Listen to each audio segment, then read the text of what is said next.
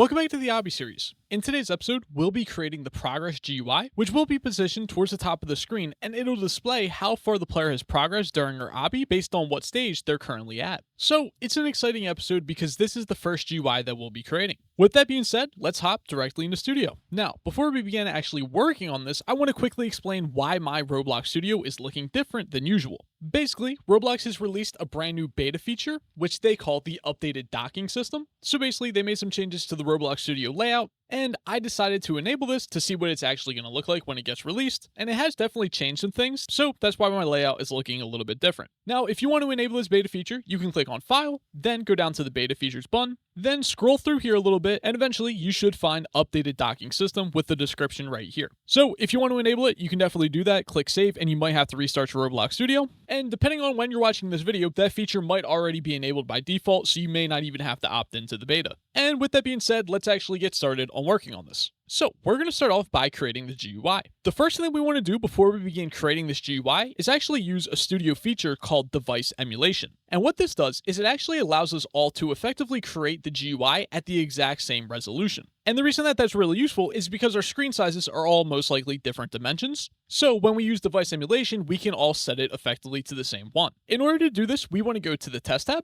Then we can see the emulation section right here, and we're going to click on device. Then we can see the size of our viewport actually changes a little bit, and you actually have two options up here that we can adjust. The left option is the actual resolution that we want to emulate to, and you want to select any option which is 1920 by 1080. I would recommend going with the HD 1080 desktop, as that's the one that I'll be using, but I don't think there's any difference between using this one versus the Xbox One or the PS4. Then we have the second option, which currently is set to fit to window. And we have three modes here. You can see what they look like, but I think everybody's going to want to go with fit to window. Cool, so now that we're all working at the same resolution, let's go ahead and get started with creating the GUI. To begin creating the GUI, we want to start off inside of the starter GUI. And the first thing that we want to start off with is creating a screen GUI. Then we'll go ahead and rename this to be called Top. The reason for that is because the screen GUI is going to hold all of our GUI elements that are going to be stored towards the top of the screen. Now, inside of the screen GUI, we want to go ahead and create a frame, and we're not actually going to rename it. What we are going to do, though, is we're actually going to reposition it. And let me turn my screen down a little bit so that we can actually see the white background of the frame right there. Now, how we want to position this is we actually want to center it horizontally, and then we want to bring it down just a little bit from the top so that there's a tiny space between it and the top of their screen. So to do this, we actually want to modify the anchor point and the position property. For the anchor point, we want to set the X to 0.5. Then for the position on the X scale, we actually want to set that to 0.5 as well. And this will center it horizontally. Now next, we want to modify the Y, and we actually want to modify the offset. For the offset value, we can specify a specific number of pixels, while scale is effectively a percentage of pixels. So when we use 0.5 here for scale, you can think of this as 50%. And if we set this to 1, then that would appear towards the right. So in terms of offset, we want to move this down just a tiny bit, and we're actually going to go ahead and move that down 10 pixels. Then we're going to go ahead and readjust the size of this, and we're going to go ahead and set the offset of the x-axis to 600. Then we'll set the offset of the y-axis to 70. Now, we actually no longer care to see this white background, so what we're going to do is hide it. And to do that, we need to modify the background transparency property, and we need to set that to 1. And now we no longer actually see the frame. We only see a sort of outline because we have it selected. Next, what we're going to do is inside of this frame, we're going to go ahead and create a canvas group.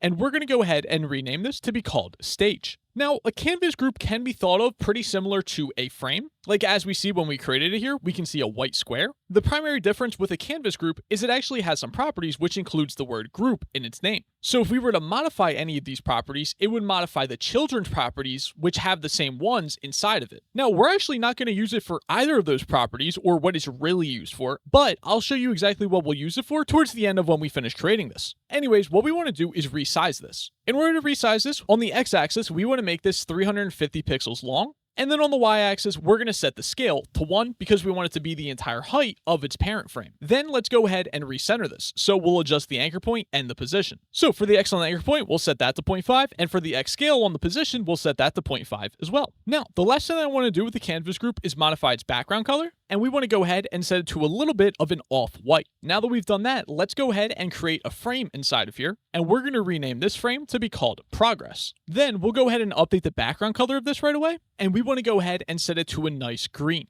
After we've done that, we're going to go ahead and modify the size, and for the size of this progress bar, we actually want to only use the scale property of both the X and the Y. So on the X scale, I'm going to set that to 0.5 because we want this to be about half the width of its parent, and then for the Y axis, I'm going to go ahead and set that to 1 because we want it to be the full height. Okay, so now we should be able to see this progress bar actually coming along. Now, the next thing that I want to do is add a UI corner object to the progress frame. The UI corner instance will effectively allow us to curve the corners of the frame that we put it inside of, and we can do this by adjusting the corner radius properties. Now, it has both scale and offset, and I'm just choosing to use offset here, and I'm going to actually set this to 15 to really make those corners pretty round. Now that we've done that, we're going to go ahead and duplicate this UI corner and add it to the stage canvas group that we created earlier. And to duplicate the UI corner, you want to make sure that you have it selected, and then hit Control D. Now, if that hotkey doesn't work for you, you can also right-click it and then click the duplicate button here as well and see what shortcut it is. Anyways, I'm going to go ahead and drag that UI corner into the stage canvas group that we created earlier, and we can see that the corners of the canvas group have been rounded as well. Now, in addition to the UI corner for the canvas group, we're also going to add in a UI stroke to this as well. And what the UI stroke instance allows us to do is it actually allows us to add a stroke, or basically an outline, around the instance that it's inside of. Now, I want to make this pretty thick, so for the thickness, I'm going to set that to 5. And now we can see the black stroke is definitely surrounding it. And now we pretty much only have to create one more thing inside of here, and that is the text label. So let's go ahead and create that. And we're going to rename this to be called amount. Then for the text of this, we're going to say something like stage 50. Then in parentheses, we'll say 50%, and that's how we'll effectively display the player's progress to them. Next, what we're going to do is resize this a little bit, and we don't actually really care about the sizing property of this text label because we're going to be using text size. So for the size, we're going to set it to 1 on both the X and the Y scale. Then let's go ahead and set the background transparency of this to 1 so that we don't see that white background. Then we'll go ahead and adjust the font of this, and I'm going to go ahead and go with Fredoka 1. Then let's go ahead and start making some changes to the text properties. For the text color, we actually want to use a white. For the text size, we're going to increase this a good amount, and we're going to go with about 34. Then the last thing that we want to do to this text label is actually add a UI stroke to it. So I'm going to go ahead and duplicate this UI stroke and drag it inside of the amount text label. Now, because we're using this UI stroke with a text label, if you look between the A and even the G, you can see that there is no stroke there, or it's like barely coming through. To fix this, we can actually modify the line join mode of the UI stroke from round and set it to something like miter or bevel. And now, with that all being said, we've actually pretty much effectively created this entire GUI. There's only a few more things that we want to do, and the first thing I want to do is actually explain why we're using a canvas group. So what I'm going to do to actually demonstrate this is I'm going to set the X scale of the progress frame to 0.01. That makes it very, very small. And now when we look at the progress frame inside of here, we can actually kind of see that it's overlapping the stroke of our stage canvas group. Now, the only way to actually solve this is by using a canvas group, and we also have to change a property of our screen GUI. And the specific property that we want to change is actually called z-index behavior. Instead of setting it to global, we want to use the sibling mode. And once we set that to sibling, we can actually see that the progress is no longer overlapping the stage's stroke. Now, I just converted the canvas group that we were using to a frame, and we can see that when we use a frame, the progress bar still overlaps the stroke, even though the z-index behavior of the screen GUI is set to sibling. So that's why we actually have to use a canvas group here instead of a frame, because the canvas group will actually prevent the progress from overlapping its stroke. So that's why we're using a canvas group here. Anyways, with that being said, we need to adjust a couple more properties on the screen GUI. The first thing that we want to adjust is ignore GUI inset. Roblox applies a GUI inset to all GUI objects by default, and basically what that'll do is it'll push all GUI objects a little bit further down on the screen because of Roblox's default top bar. So when we set ignore GUI inset to true, that means that the position of the GUIs will no longer be affected by that. In addition to setting that property to true, we also want to set the reset on spawn property to false. The reason for that is because we don't want our GUIs to be reset whenever the player respawns. It's just completely unnecessary. And that's actually all the properties that we're going to set inside of the screen GUI. The last thing that we want to do though is we want to actually add a UI scale to this screen GUI. And the reason that we're adding the UI scale to this is because inside of our starter player scripts, we actually have a local script called GUI scaler, and this script will actually automatically scale all of our GUIs in order for them to fit nicely on all devices. Now, in order for that local script to actually work, we need to put a UI scale instance inside all of our screen GUIs. Now, the first thing that we want to do with this UI scale is actually add a brand new tag to it. So we want to go to the tag section of its properties and then click on the plus button. Once we click the plus button, we should see a text box pops up, and now we can specify the tag that we want to add to it. And the tag that we want to add to it is actually called scale_component. Now you want to make sure that you spell this exactly the same way that I do, otherwise you're going to run into issues. Once you've spelled it out exactly as I did, go ahead and hit the enter key. After we've added the tag, we then want to also add an attribute to this as well. So let's go ahead and click the plus button next to the attribute section, and the name of the attribute is going to be called base_resolution. Again, make sure you spell that exactly the same way. Then we want to specify the type of this attribute, which is going to be a vector2.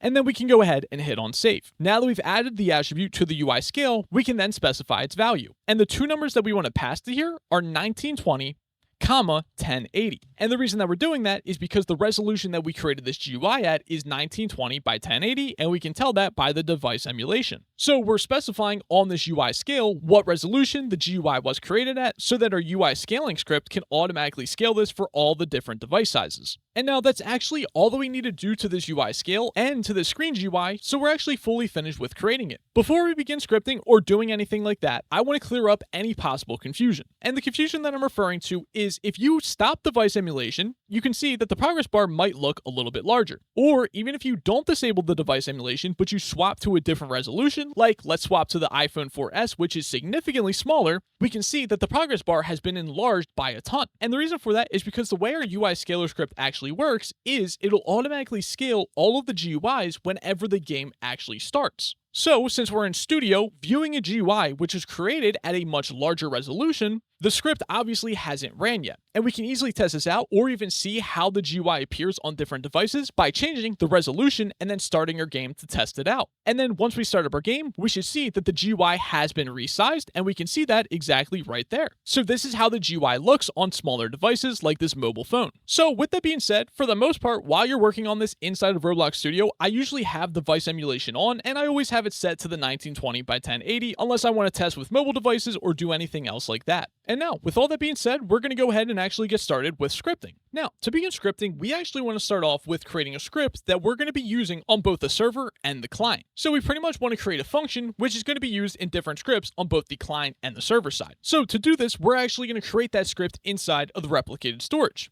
But before we create the script, we're actually going to create a folder for storing a bunch of these similar types of scripts, and we're going to go ahead and call this folder configs. Now, basically, inside of the configs folder, we're going to store a bunch of different module scripts, and it's going to contain some different information about a bunch of systems in our game, and pretty much all of the information about all of these systems are going to be centralized in these module scripts, because that allows us to easily share a bunch of different logic between the server and the client so that we don't have to write those things multiple times. So, with that being said, we're going to go ahead and add a module script inside of this folder, and we're going to rename this to be called stages. And inside of this module script, we're going to store everything related to stages, which really isn't much, but that's what we're storing inside of here. Now let's go ahead and create our module as we usually do. So we'll go ahead and create a shared table as well as a local table. Then we'll go ahead and return the shared table. And now we have our standard module script created. Now towards the top of the script, we actually want to go ahead and get the workspace service. So we'll say game get service and then workspace. Then we want to go ahead and create a shared function. So we're going to say function shared dot, and now the name of the function is going to be called get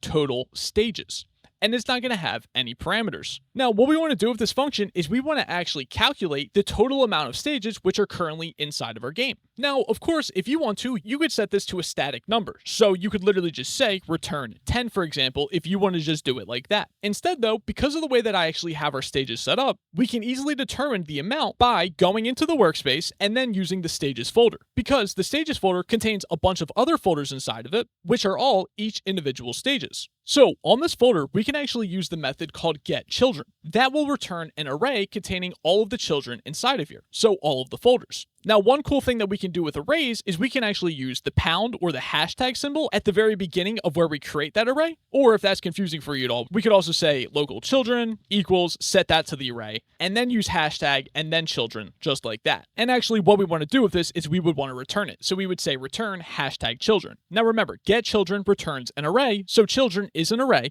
and then we're prefixing that with a hashtag. And we can use this hashtag to get the number of children inside of the stages folder, aka how many elements are actually stored inside of the array. Now keep in mind that you can only do this with arrays. You can't actually use this method on dictionaries. Anyways, with that being said, that's actually all that we're going to do inside of the script. It's pretty small. In the future though, we will come back and add some more things to this. but pretty soon we'll get around to actually using the get total stages function that we just created inside of here. So we can go ahead and close out of that and minimize the replicated storage. And now it's time to start creating some controllers on the client side. So we're going to go inside of the starter player, inside of the starter player scripts, and we already have a controllers folder. Inside of here, we're going to go ahead and add a brand new module script, and we're going to rename this to be called GUI controller. Of course, let's then go ahead and create our standard module script. Now, towards the top of the script, what we want to do is we want to create a variable for the player service. In addition to the player service, we also want to create a variable for the tween service as well. And if you're unfamiliar with the tween service, don't worry, we'll figure out what that does in just a minute. Anyways, after creating those variables, we then want to go ahead and create a variable for the local player. And the local player is the player who is actually running this script, which is often referred to as the client. And we can get the local player by using the player service. So we'll say players.localPlayer. Now, the player object actually contains a folder called player GUI, which holds all of the player's GUIs. So when a player joins our game, Roblox will replicate or copy and paste all of the GUI objects that we created inside of the starter GUI service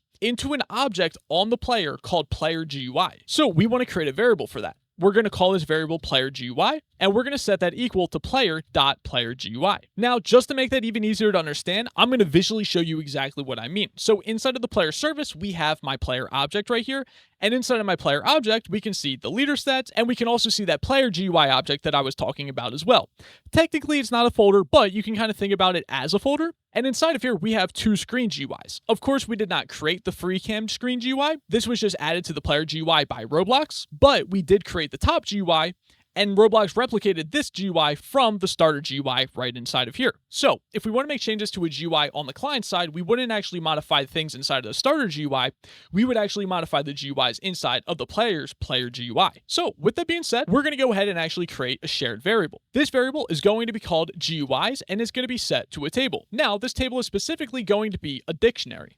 For the keys, we're actually going to use the name of the screen GUIs. So I'm going to go ahead and say top. And then for the value of our key value pair, we're going to set it to the GUI instance of the player's player GUI. So to do this, we're going to say player GUI, and then we actually want to use the wait for child method. And the reason that we're doing this is because when the game starts up and when the script first runs, we cannot guarantee that Roblox has replicated all of the GUIs from the starter GUI into the player's player GUI object before the script has ran. So we need to use wait for child just in case that hasn't happened yet, and to wait for them to actually be replicated. And now the GUI that we want to wait for is called top, and we can see that that's automatically being suggested to us. So now the reason that we're actually creating the GUIs variable is so that we don't need to create the same variables in every single script where we want to write the logic for our GUIs. So you'll see in just a minute exactly what I mean, but the GUIs variable saves us from creating a couple of different variables. For instance, we don't actually need the player or the player GUI variable in our other GUI scripts. And because of that, we also won't have to use wait for child and wait for the GUI to be replicated either. Now, with all that being said, we are finished with the script for now, but we will come back to it before the end of this episode. The next thing that we're going to do is actually begin scripting the progress bar GUI. So to do this, inside of the controllers folder, we're going to go ahead and create another folder. We're going to rename this folder to be called GUIs, and then we're going to create a folder inside of the GUIs folder called top. The reason for that is because as we progress through the series, we're actually going to be adding a couple of different things to the top GUI, and we're going to create a script for each of those different things. Anyways, inside of the top folder, we're going to go ahead and add a module script to this. And we're going to rename this to be called stage. Of course, we're going to go ahead and set up our standard module setup. And now, the first thing that we want to do towards the top of our script is go ahead and create a variable for the player service. And in addition to the player service, we also want to create a variable for the replicated storage as well. Then we want to go ahead and create a variable for the local player. So we'll say players.localPlayer. And now we want to create a variable for the GUI controller that we just created. So we're going to create a variable called GUI controller. And to use the GUI controller, of course, we need to use the require function. And then we're going to say script.parent, which takes us to the top folder. Then we can say .parent to go into the GUI folder. Then we can say .parent to go into the controller folder, and now we can specify the GUI controller, which is the module script that we want to use. Then we also want to create a variable for the stages config that we created earlier as well. Again, we'll use require, but this module is located inside of the replicated storage, inside of the configs folder, and of course it is called stages. Then the next thing that we want to do is actually create a variable for the GUI that we're going to be working on inside of the script. So I'm going to create a variable called GUI, and that's going to be equal to the GUI controller.GUIs, and we've only added one GUI to this variable so far.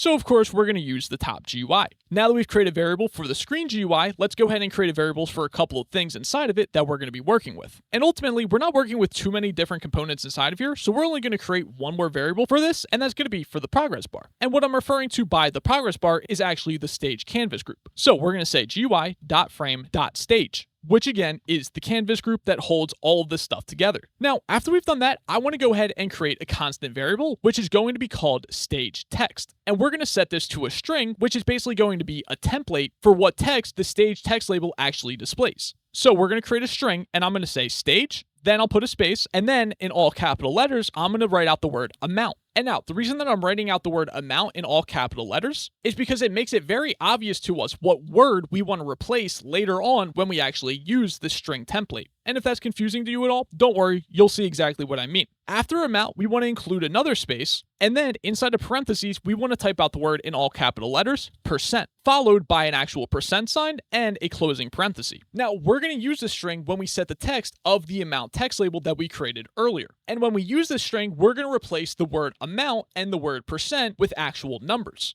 And now let's actually get started by creating a function to do that. So we're going to create a brand new function, which is going to be part of the shared table, and we're going to call this handle progress bar. And now for the first parameter, we're actually going to accept a progress bar, which would actually be a canvas group. For the second parameter, we actually want to accept the progress amount, which is going to be a number. And for the third parameter, we're actually going to accept progress text, which would be a string, but that's optional. So we're going to include a question mark at the end. Now, the first thing that we want to do inside of this function is create a variable for the progress frame, which is actually the frame with the green background that fills in the progress of the progress bar. So we're going to create a variable called progress frame, and then we're going to set the type of this variable to a frame. Now, to get this frame, what we're going to do is we're going to use the progress bar parameter, and we're going to use the find first child method on it, and we're going to look for a child called progress. And now, I probably should have specified as I was creating this function. Ultimately, I plan to create it in here and then show you how we can extract the function from inside of here and put it into the GUI controller so that we can use it inside of here and a bunch of other module scripts, but that would effectively require us to rewrite this in a different way. So with that being said, going into creating this function, you should have the mindset that we're going to be using this function to make most or all of the progress bars in our entire game function the exact same way. So we'll only have to write this logic a single time, and it'll work with all the future progress bars that we create as well. So that's why we're using the find first child method on the canvas group to look for a child named progress. Now, just in case we set up a progress bar a little bit differently, or maybe we forget to name it progress, so we'll use the keyword or here, and after we use that keyword, we'll also say progress bar once again, and this time we'll actually use the find first child of class method,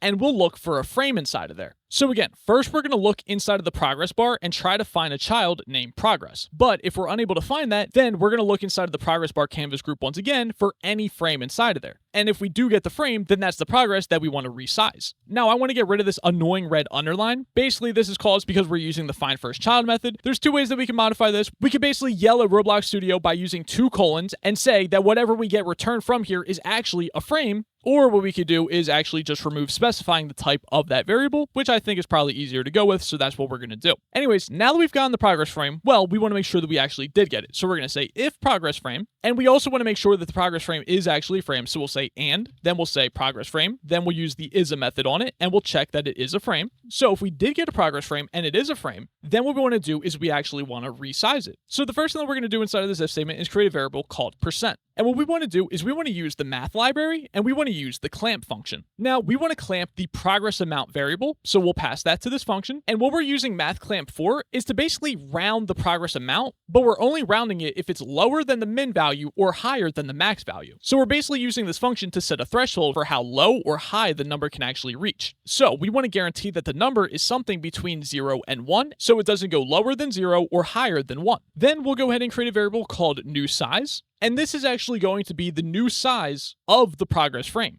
So we want to use a udimp2 for this, and we're actually going to use the function from scale because we're only going to be using scale for the size of this progress frame. Now, what we're going to set the x to is actually the %, and what we're going to set the y scale to is actually 1 because we always want it to be the entire height of its parent frame. Now, keep in mind that we use % for x because it's between the numbers 0 and 1. So if the player has progressed 50%, then of course % would be 0.5. Next, what we're going to do is create a variable called tween_info, and now actually I should probably touch on what tween actually is. Basically, the tween service, which I actually forgot to require inside of this module script, but I did remember to do it inside of the GUI controller script. The tween service basically basically allows us to animate GUIs. And basically, it allows us to modify a property of an instance over time, and with different variables and different things like that. Now, in order to use the tween service, the first thing that we actually have to do is create some tween info. So we'll say tween info, and then we'll use the new function of it. And for the first argument, we can see time. So this is actually the duration, or how many seconds we want the animation to run for.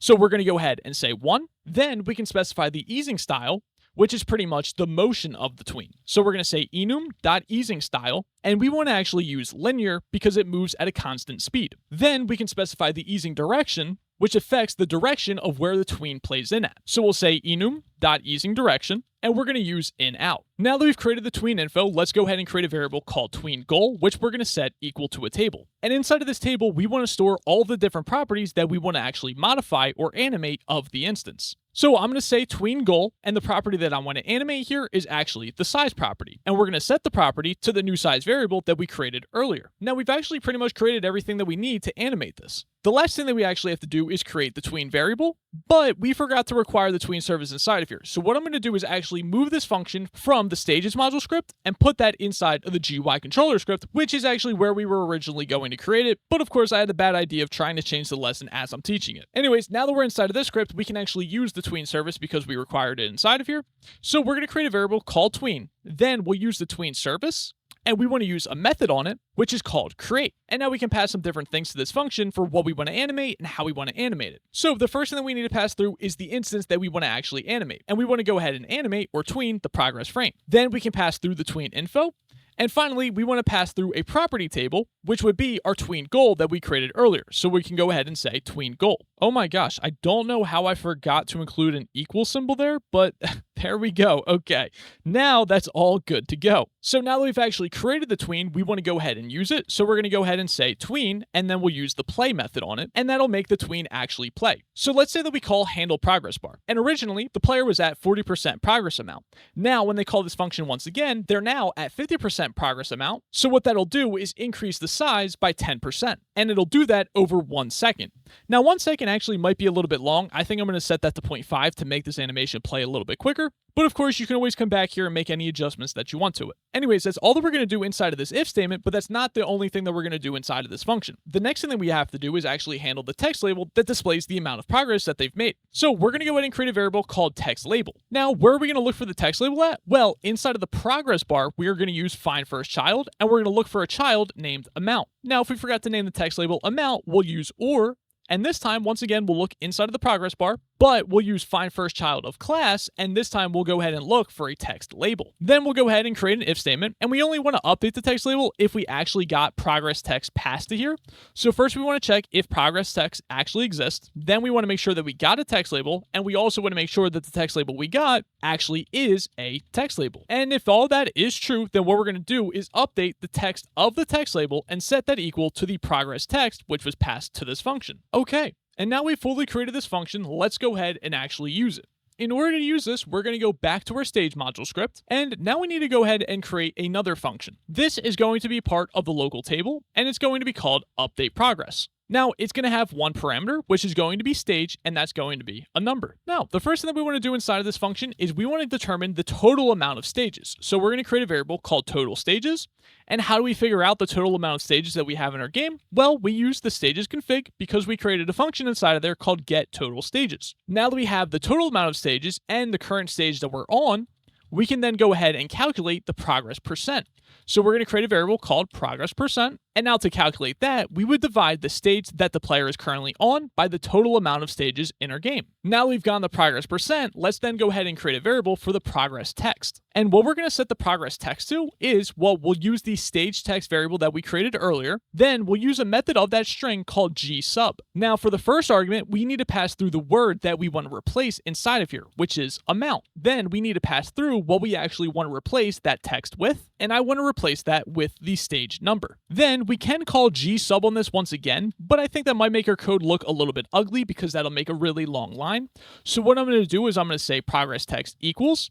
Then we'll say progress text G sub. So we're effectively continuing from where this variable was, which we already replaced the word amount with the stage that the player is on. And now we'll go ahead and replace the word percent with the progress percent. Now, the progress percent is actually a small number. It's a number between 0 and 1, and we'd rather display the progress as a whole number. So what we're going to do is say progress percent times 100. So for instance, if progress percent was 50%, technically progress percent would be 0.5. So we would multiply 0.5 times 100, which would actually come out to 50. Now, in addition to that, we're actually going to surround this equation in math.floor. And the reason for that is because the floor function actually rounds the number down to the nearest whole number. So this basically saves us from an edge case where a percentage could be extremely long. Like without math.floor, you could actually get a number like 50.00001, for example. But when you use math.floor, that'll cut off the decimal part of it and just make it a whole number, which is exactly what we want to display in our GUI. And now that we've done all of that, we can actually use that function that we just created inside of the GUI controller. So we'll say GUI controller.handle progress bar. And now we want to go ahead and pass through the progress bar. Then we'll pass through the progress percent. And finally, we'll go ahead and pass through the progress text. And now that we've done all of that, we actually need to set up when we want to use the update progress function. And when will we want to do this? Well, we would want to do this when the player first joins the game. So we would update it with what the stage the player is currently at. And then we also want to update it anytime the player's stage changes as well. So to do this, we're going to go ahead and create our onStart function. So we're going to say shared.onStart.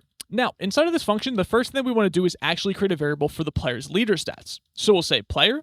Then we want to use wait for child, and we want to wait for the leader stats to be added to the player. Then we want to create a variable for the stage number value. So we'll specify the type of this to number value, and then we'll say leader stats, and we want to wait for this child as well. And of course, this child is called stage. So now that we've gone stage, we actually know what stage the player is currently at. So let's go ahead and call the update progress function. So we'll say local.updateProgress, and we'll pass through the stage.value to that function. So now we're updating the progress bar when the game first starts up. And again, we also want to call that every single time the player has progressed to a new stage. In order to do this, we can actually use the stage number value because it actually has an event on it called changed. And the changed event will be fired every single time the value of stage has been modified. So we can go ahead and connect this to an anonymous function, which will pass to us the brand new value of the stage number value. And every single time this changes, we want to go ahead and call the update progress function, passing through the value. So with all that being said, let's go ahead and test all of this out. So we'll go back to our game, start this up, and see what happens. Now, if we look at the leader stats, we can see that I'm on stage 6, and if we look at the progress bar, we can see that I have actually made some progress. It displays that I'm on stage 6, and it says that I'm 23% completed. Let's go ahead and walk over to this other stage and see if it updates.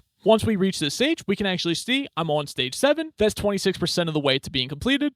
And we can also see the leader stats have been updated as well. So that's actually working perfectly. Anyways, ladies and gentlemen, with that being said, that's going to be it for this episode. As always, if you did enjoy, please go down below and hit that like button and leave a comment letting other people know that it did work. If you'd like to support me and gain access to all the scripts and the game file that we made during this episode, as well as a ton of other assets that you can use to easily create your next Roblox game, you can feel free to go down below in the description and visit monster.dev, which is my website, or my Patreon, where you can support me on both of these and gain access to all of those resources. Anyways, I hope that you have a great day, and I'll see you guys in the next episode.